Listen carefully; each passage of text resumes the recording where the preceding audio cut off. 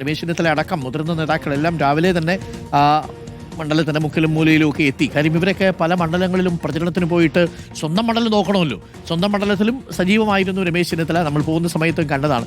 രമേശ് ചെന്നിത്തലയ്ക്കൊക്കെ ആ മണ്ഡലം അതിന്റെ മുക്കും മൂലയും കാണാപ്പാടമാണ്. നമ്മൾ അവിടെ നിൽക്കുന്ന സമയത്താണ് ഒരാൾ സാഹിബെ എന്ന് വിളിച്ചു. സാഹിബ് കടയിൽ നിന്ന് ഇറങ്ങി വന്നു.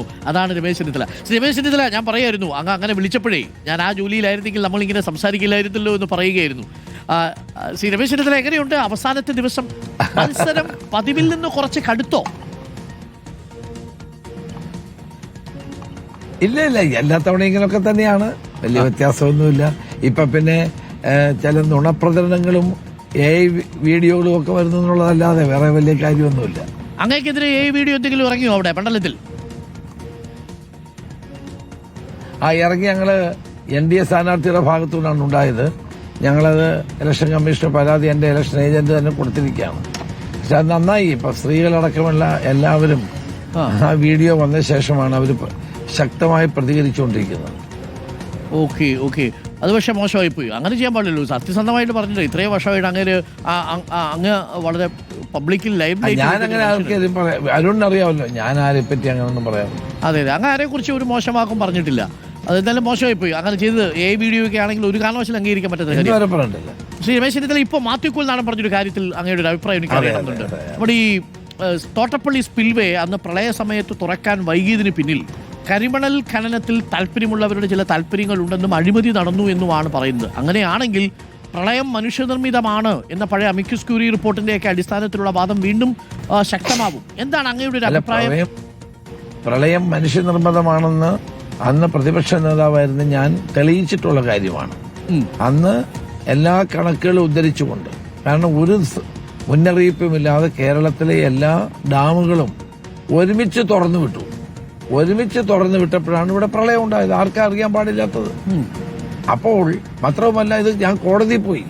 കോടതി ഒരു അമിക്കസ് ക്യൂറിയെ വെച്ചു. അമിക്കസ് ക്യൂറിയുടെ റിപ്പോർട്ട് എടുത്ത് അരുൺ നോക്കുക. വ്യക്തമായി തന്നെ പറയുകയാണ്, യാതൊരു വാണിംഗുമില്ലാതെ യാതൊരു മുൻകരുതലുമില്ലാതെ എല്ലാ ഡാമുകളും ഒരുമിച്ച് തുറന്നു വിട്ടപ്പോഴാണ് കേരളത്തിൽ പ്രളയമുണ്ടായത്. അത് ഗവൺമെന്റിന്റെ ഏറ്റവും വലിയ പാളിച്ചയായിരുന്നു. എത്ര വിലപ്പെട്ട മനുഷ്യജീവനുകളാണ് നഷ്ടപ്പെട്ടത്. അവർക്ക് കോമ്പൻസേഷൻ പോലും കൊടുത്തിട്ടില്ല.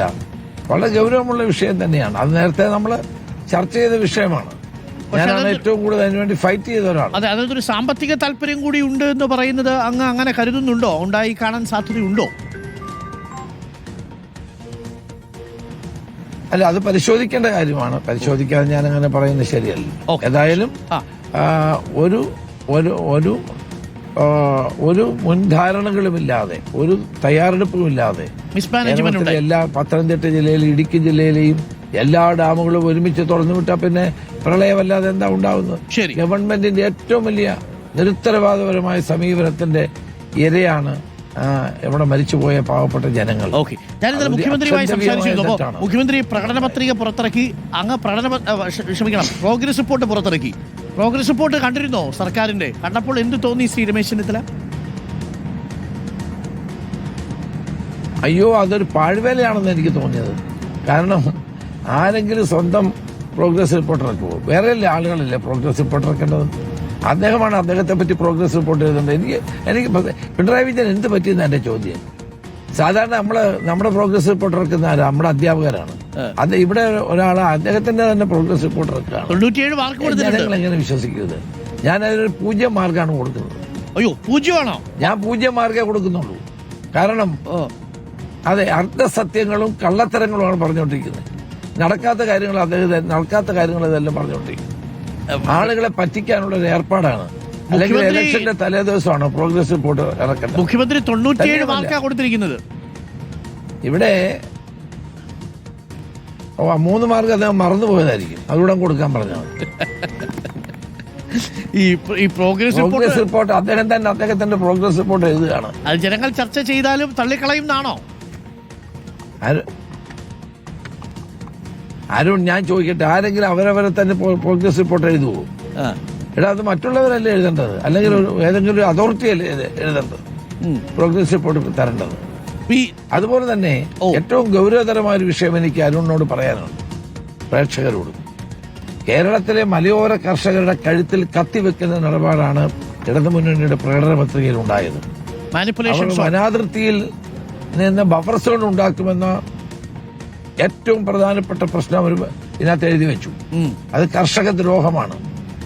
ആ മാനിഫെസ്റ്റോയിൽ അത് എഴുതി വെച്ചിട്ട് മുഖ്യമന്ത്രി അത് പ്രകാശനം ചെയ്തു. ഇപ്പൊ 3 പാരഗ്രാഫ് തിരുത്തി. എന്റെ ചോദ്യം, ബഹുമാനപ്പെട്ട മുഖ്യമന്ത്രി ഈ ഇതൊന്നും വായിക്കാതെയാണോ മാനിഫെസ്റ്റോ പ്രസിദ്ധീകരിച്ചത്? നേരത്തെ അവരുടെ നിലപാട് ഇതായിരുന്നു. തമിഴ്നാട് ഗവൺമെന്റ് എടുത്ത നിലപാട് വനാതിർത്തിയാണ് തന്നെയാണ്, ബഫർ സോൺ ഇല്ലെന്നാണ്, 0 ബഫർ സോൺ.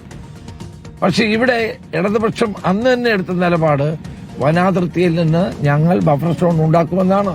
അതിനെ ഞങ്ങൾ എതിർത്തപ്പോഴാണ് മാറ്റിയത്.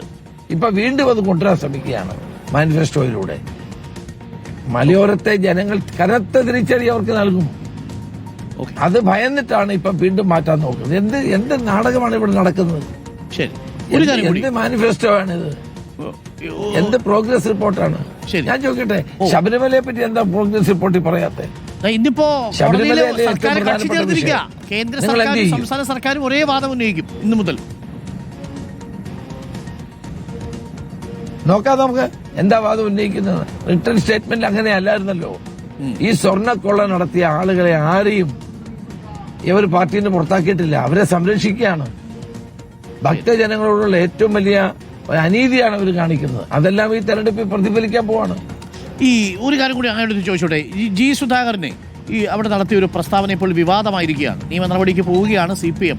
ഈ തുളസിയും അതേപോലെ പിച്ചിപ്പൂവും ഒക്കെ വെച്ച് മുല്ലയൊക്കെ വെച്ച് നായന്മാരുടെ വീട്ടിലാണ് പോകുന്നത് എന്ന മട്ടിലൊരു പ്രസ്താവന നടത്തി. ഇതൊക്കെ ഒഴിവാക്കേണ്ടിയിരുന്നോ ജി സുധാകരനെ പോലെയുള്ളൊരു നേതാവ്? ഏതായാലും അദ്ദേഹം ചെറ്റെന്നൊന്നും ആരും വിളിച്ചില്ലല്ലോ, നികൃഷ്ടജീവിയെന്നോ ഒന്നും വിളിച്ചില്ലല്ലോ. നല്ല കാര്യമല്ലേ? മുല്ലപ്പൂവും എന്താണ് പിച്ചിപ്പൂവും ഒക്കെ ചോടി നടക്കുന്ന പറയുന്നത് നല്ല കാര്യമല്ലേ? പക്ഷെ എനിക്കിതുവരെ മനസ്സിലായിട്ടില്ല കേട്ടോ. നായന്മാരുടെ വീട്ടിൽ പോകുമ്പോൾ മുല്ലപ്പൂവും തുളസിപ്പൂവും എങ്ങനെയാണ് വരുന്നത് മനസ്സിലായില്ല. തുളസിത്തറയൊക്കെ കണ്ടിട്ടുണ്ട്, അത് പക്ഷെ അത് ഒരു പുതിയ അനുഭവമായിരുന്നു. അതെനിക്ക് പിടിയിട്ടില്ല. എനിക്ക് പിടികിട്ടിയില്ല. നമുക്ക് രണ്ടുപേർക്കും ആ പരിപാടി അറിയത്തില്ല. നമ്മൾ തുളസിത്തറയെ കണ്ടിട്ടുള്ളൂ, തുളസിപ്പൂവും മുല്ലപ്പൂവും ഒന്നും നോക്കിയിട്ടില്ല. Thank you. ഒരു കാര്യം കൂടി ചോദിച്ചു, ഇന്നിപ്പോ മുല്ലപ്പൂ ചിലപ്പോ എല്ലാരും ചൂടും. അതെ, അത് നായന്മാര് മാത്രമൊന്നുമല്ല, എല്ലാരും മുല്ലപ്പൂ ചൂടും, എല്ലാവരും ചൂടും. ഒരു കാര്യം കൂടി, ഇതിപ്പോ തെരഞ്ഞെടുപ്പ് അത് കാവ്യാത്മകമായി, അതൊരു കവിയായോണ്ട് അത് കാവ്യാത്മകമായി എടുത്താൽ മതി, അത്രേ ഉള്ളൂ. അപ്പൊ ഈ പര്യടനം അവസാനിക്കുകയാണ്, ഇന്ന് പ്രചരണം അവസാനിക്കുന്നു. ഈ 23 ദിവസം കുറഞ്ഞുപോയി എന്ന് തോന്നുന്നുണ്ടോ അങ്ങേക്ക്? അത് കുറഞ്ഞു പോയെന്നല്ല, നന്നായി എന്നാണ്. കാരണം ഈ ചൂട് കാരണേ ഏതായാലും അതേ ദിവസം ഉണ്ടാവാതിരുന്നത് നന്നായി. തന്നെയാലും ജനങ്ങൾക്ക് ബുദ്ധിമുട്ട് ഒഴിവാക്കാമല്ലോ. ഷോർട്ട് ഇലക്ഷനാണ് എപ്പോഴും നല്ലത്.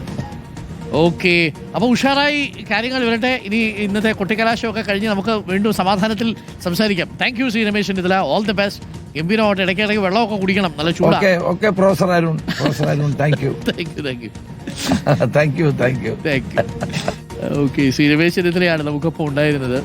രമേശ് ചെന്നിത്തല കൂളാണ് കേട്ടോ, കൂൾ. പക്ഷേ ചില സ്ഥാനാർത്ഥികളെ രമേശ് ചെന്നിത്തല അധിക്ഷേപിക്കാൻ വേണ്ടിയിട്ട് വീഡിയോ ഇറക്കി എന്നൊക്കെ പറയുന്നത് അതൊക്കെ മോശം പരിപാടിയാണ്. രമേശ് ചെന്നിത്തല പോലൊരു നേതാവിനെ കുറിച്ച് ആൾക്കാർ അങ്ങനെയൊക്കെ ഇറങ്ങി വിശ്വസിക്കും.